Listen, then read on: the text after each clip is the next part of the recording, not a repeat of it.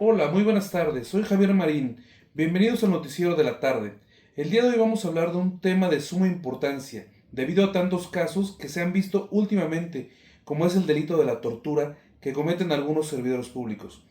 Es por eso que el día de hoy hemos invitado a la licenciada en Derecho, Paola Pineda, experta en estos temas. Licenciada, buenas tardes. Retomando el tema que nos compete, ¿qué nos podría decir sobre el tema de la tortura en México? ¿El delito de la tortura puede ser cometido por un particular o solo es atribuible a sujetos que tengan la calidad de servidores públicos? Hola, buenas tardes. Antes que nada, muchas gracias por la invitación a su programa. Siempre que se escucha o habla del tema de la tortura, lo primero que se nos viene a la cabeza es pensar en dolor, sufrimiento o una forma de lastimar a alguien, pero en palabras más formales. De acuerdo con el artículo 24 de la Ley General para prevenir, investigar y sancionar la tortura, este delito puede ser cometido tanto por servidores públicos como particulares. Sin embargo, la participación del particular solo se configura cuando actúa con el consentimiento, autorización o aquiescencia de un servidor público.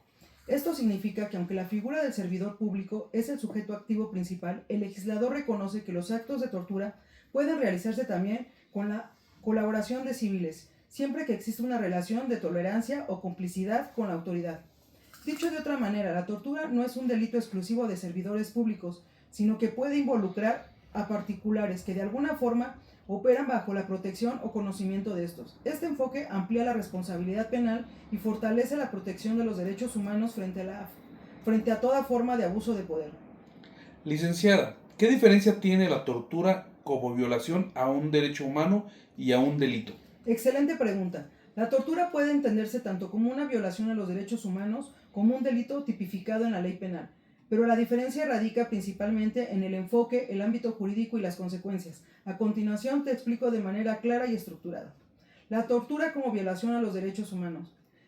Enfoque. Se analiza desde el derecho internacional de los derechos humanos y desde la Constitución mexicana, que reconoce la dignidad humana como base del orden jurídico. Esto está visto en el artículo primero de la Constitución Política de los Estados Unidos Mexicanos. La tortura es considerada una grave violación a los derechos humanos porque atenta contra la integridad física, psicológica y moral de las personas. Sus características principales. El sujeto activo, generalmente agentes del Estado, policías, militares, custodios, funcionarios públicos. Finalidad.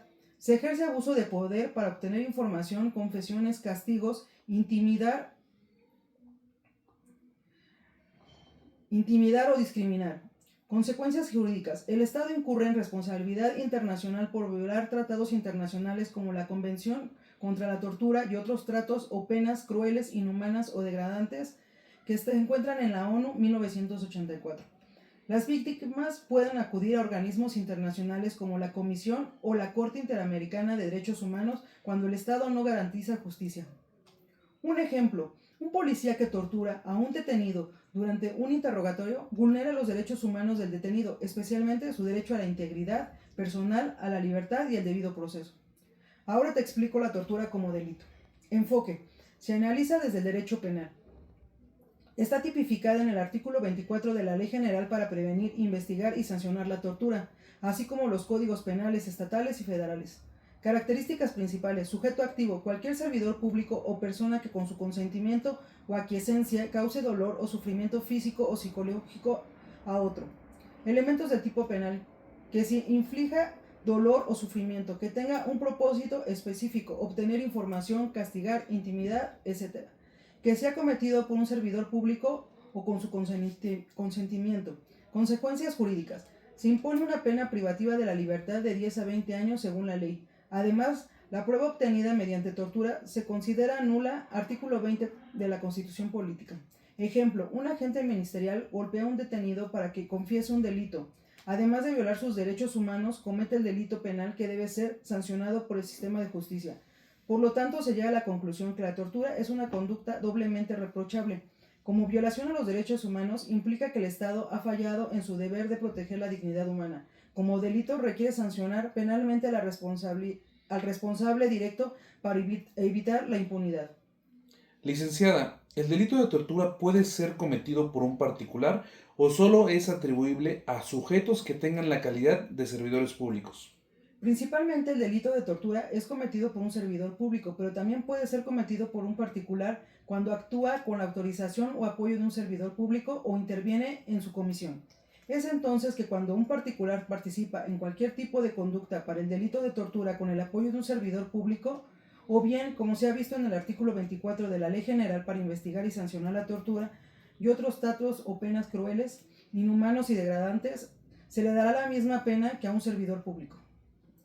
Conclusión. El análisis estructurado del tipo penal de tortura permite comprender que este delito se encuentra diseñado para sancionar toda forma de violencia extrema que atente contra la integridad y la dignidad de las personas. Su regulación es la Ley General para prevenir, investigar y sancionar la tortura. Refleja el compromiso del Estado mexicano con los instrumentos internacionales de derechos humanos y su obligación de prevenir, investigar y sancionar estos actos. Asimismo, se observa que la responsabilidad por tortura puede recaer tanto en los servidores públicos como en particulares que actúen en complejidad o con tolerancia de una autoridad, lo que implica el alcance de protección hacia las víctimas. En este sentido, el estudio del tipo penal no solo es un ejercicio técnico-jurídico, sino también un recordatorio del deber ético del derecho penal, salvaguardar la dignidad humana y erradicar toda forma de trato cruel o inhumano.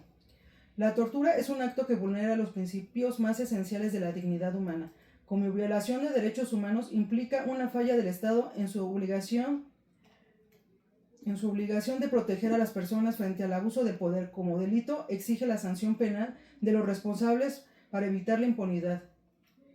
Muchas gracias, licenciada Paula Pineda, por haber asistido a esta entrevista y hablarnos sobre el delito de tortura. Al contrario, gracias a ustedes por la invitación al programa y espero pronto estar de nuevo con ustedes para brindar información a la sociedad sobre temas de suma importancia.